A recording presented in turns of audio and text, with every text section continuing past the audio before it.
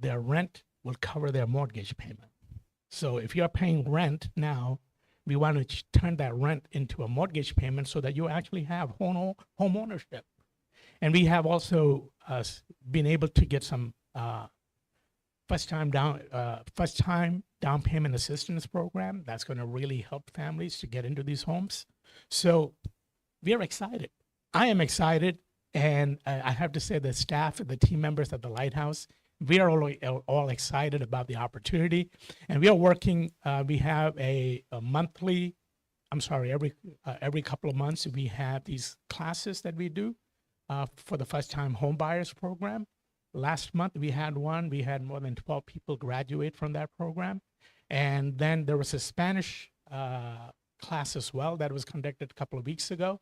We had 3 people graduate from that class. And that was our first time doing it for the Spanish families. But I was assured the next round is going to be much, much higher in numbers. So what we are doing is we are qualifying families, getting them on the path to the home ownership program. This is not a give it away thing. So I want people to get this thing right. We are not giving away houses.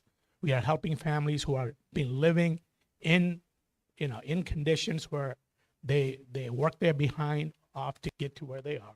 They've been saving up money, but they've been living in the same rental home forever, and they have no hope of getting out of it. We want to give them a path to home ownership by showing them a way that they will be happy. They could then transfer that ownership to their children. We want to see families come together, work together, grow together, and build something that they can say it belongs to them while they've never been given that opportunity. So we're taking this step forward, and by the grace of God, we have great support coming from the state level. I just want to let you know that. They are all behind it. Wendell Walker, Mark Peake, the 2 of our representatives from this state, has been so supportive.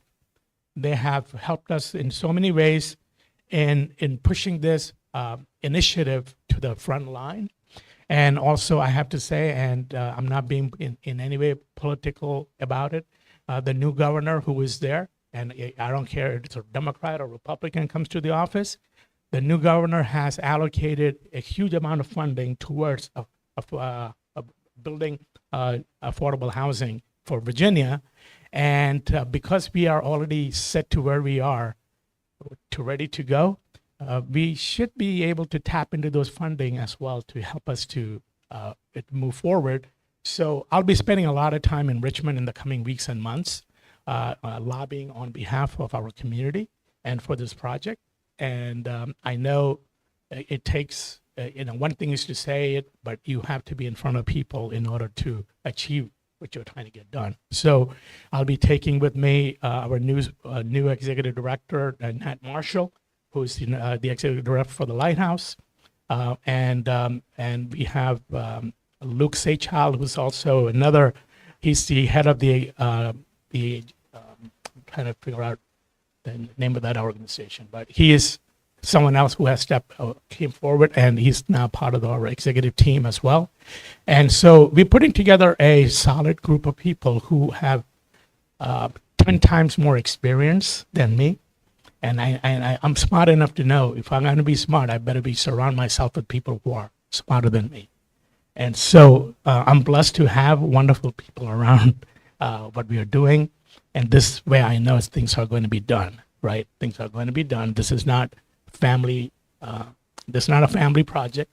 I have none of my family members in this organization. We are working with people who have the heart for God. Bottom line is very simple.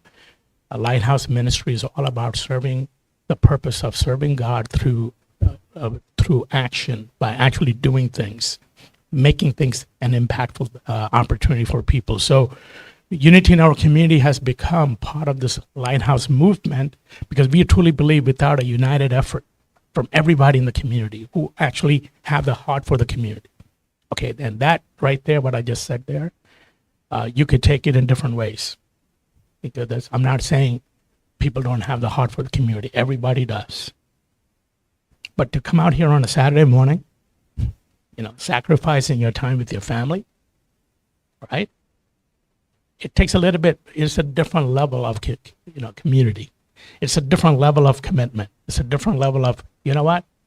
I see the impact. I see how we could be more effective. So when I met Carl, almost at least 7 years ago, you could see people from a crowd who's going to be real.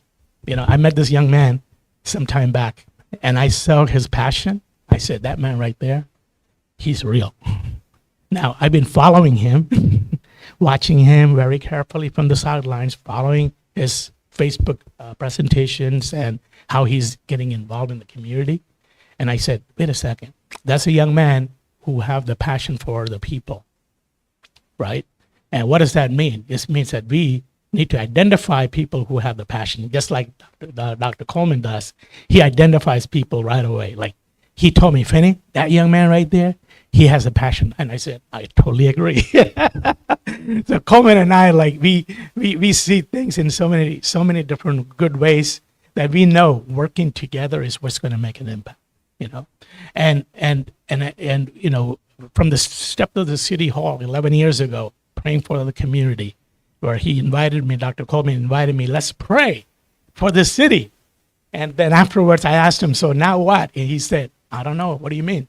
I said, Bishop, praying is great. What is our action plan? What are we going to do after prayer? Well, here we are. 11 years later, we have built a community around unity in our community, where people who have the passion for the kingdom work, passion for the people, passion for making an impact, passion to make what we do for real in action has become part of a norm for us. Everybody else who see and we get engaged with them, it's great. We will continue to do that. There's many other organizations in this community. They do amazing work. And what we do is we partner with them. We cannot expect them to all show up, okay? And that's okay. It's not how they roll, let's put it that way. Everybody roll in a different way, and you have to respect their role. It's okay, right? I can't bring everybody in this community together and say, oh yeah, we all going to work together. But we are working together because they do what they do, right? You have to respect what they do and say, you know what? I'm going to respect the work that they do, see how unity in our community, how we can tap into those resources. How can we work with the leadership of those organizations so that at the end of the day, the people that we serve are impacted? Because that's what the bottom line is. Who are we serving? How can we impact those lives? And what can we give or help facilitate things that needs to be done? Bishop Patricia